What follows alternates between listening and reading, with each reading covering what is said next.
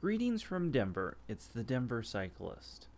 And if you're interested in cycling, I have plenty of other videos on that.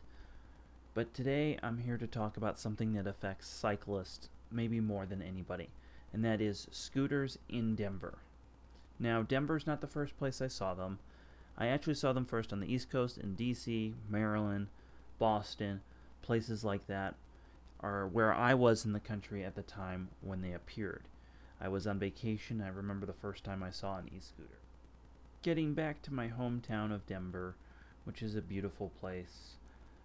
Right here, I'm right at the Cherry Creek Trail, just kind of showing what kind of the hub of the city's transportation looks like if you're not in a car. And there are some scooters parked. Now, sometimes I've seen them parked on this bridge. Now, how many scooters are there in Denver? Well, that's a good question. We better ask the city council, who started a pilot program on scooters. According to the elected officials, there's about 1,200. And again, you can find all this online. I'll link this. Now, in actuality, there's almost 3,000, maybe more. I'm not sure what the discrepancy is with how many scooters there are, but there's quite a bit, and it's flooded the bikeways like nothing I've ever seen. Now, when I say the bikeways are flooded, they're already slightly overpopulated due to Denver's growth. Denver has just under 1 million people right now at the time of recording, and that's just in the city proper. And if we include any of Denver's major suburbs where the majority of people commute in and out, you could see how Denver's growing infrastructure is becoming increasingly taxed. And not taxed as in California, but just overrun. So here is some footage of the highway at about 2 p.m. to give you an idea, and traffic kind of slowed down already. Now, when we talk about the bike path, that's where adding a couple thousand scooters gets kind of sketchy. After a survey was found 60% of Denver residents had a close encounter with scooters, you can see where my frustrations are going to start to build here as a cyclist.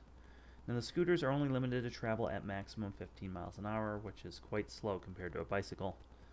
And here you can see there were 40,000 e-scooter injuries. Now, it wasn't just the injuries that was an unintended consequence.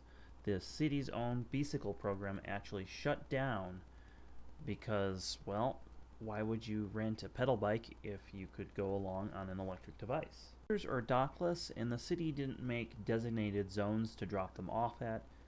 So that leaves scooters scattered all over the city like trash on the highway, except there's nobody to pick them up. They're just there. And here. And over there. And right here as well. And over there by that sign at REI. And here as well. So they're just all over the city. Now, people tend to just drop them wherever in the middle of the path, doesn't matter. And that doesn't seem to affect whether they're on them or not. People will just stop in the middle of wherever. This is one of the biggest intersections in Denver. And you can see this group of riders, no helmets, not a care in the world, just kind of stop. And this is right before a turn, so it's a really bad, dangerous place to stop. In fact, if you're behind somebody who's too slow, you could almost hit them, and you can see where other scooter riders and cyclists are going really close to them. Unfortunately, the bike path here is only about 6 feet wide, which means we have walkers, runners, scooters now, e-devices, and cyclists all mixed together. And this video goes on for, I want to say, another like 10 minutes of these people just standing there, and I'm really amazed they didn't get hit or injured here. I'm going to show you some other shots of this intersection so you understand where they were standing, which would be over here to the left, where you see this scooter going just about right there. So that gives you an idea kind of what the Denver system looks like, you know, on the Cherry Creek Trail. There are also other sections of the trail where this is a problem as well. And I can say, unlike a newbie cyclist or somebody who owns their device, because they don't own the device, they don't feel responsible, and they might only ride it once or twice. So you have these new people who don't know the rules of the road, and you can see here things get very congested very fast, which really leads to some dangerous situations. Whether it's crossing the street in the wrong time, and you can't actually ride these things on the sidewalk. I want to just note that there is an ordinance against that. So they've been put into the bikeway with cyclists. And I didn't get a chance to film on a busy day, unfortunately. These are just kind of 2 o'clock, 3 o'clock in the afternoon on random weekdays. When I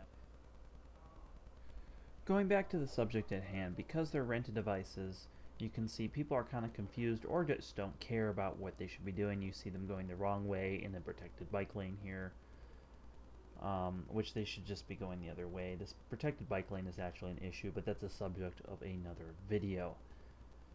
Now, as you can see, the bikeways get pretty busy, even in the middle of the day when they're the least busiest. Um, so, if you're on a scooter, you have no helmet, you think you're a superhero. And you can see it makes you think that you're Thor, that you can just go anywhere, do anything at the slow 15 miles an hour, or possibly even slower. As an honest curiosity, I decided to follow a couple scooters around town just to see what their trip was like, where they were going, how fast they were going. I was just curious for myself. Now, that was a bad idea in retrospect. As you can see, I tried to follow this guy. He's going very, very slow, maybe 12 miles an hour. And as I continued trying to ride behind him, I don't think he knows I'm there, actually. And he just kind of goes into his own private Idaho here, and this was so dangerous. I'm glad I didn't hit him and he didn't get hurt. Now, I really can see why, after getting this footage and biking around Denver, that San Francisco and some other places, New York City and London, have banned toy devices or e-scooters. Never thought I'd see myself calling for more government regulation, but I would encourage you to reach out to the city officials and ask them to ban these, or at least regulate them differently, because whatever's happening right now in Denver just isn't working. And it's becoming quite dangerous for everybody, whether you're cyclist, pedestrian, car. And I can only imagine, with some of the expensive cars in Denver, what happens when one of these people accidentally hits a car that's, several $100,000. What then? Or worse yet, hits a cyclist, their expensive bike, and who pays for their medical bills. So, in conclusion, I really think that e-scooters need to go from the Denver streets. Let's get them out of here. Bird is almost bankrupt right now, which is interesting. They're not actually turning a profit. Now, comment below if you have a better solution. I would love to hear some better solutions, or where this could actually play out. In my mind, the only way this could play out is if Denver actually widened all their bikeways to accommodate all the extra scooters and other e-devices.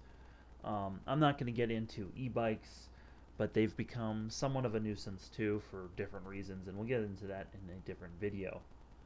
Please share this on Reddit, Facebook, wherever you all hang out these days. Hit the subscribe and the like button, and thanks for watching my little rant here on electric scooters.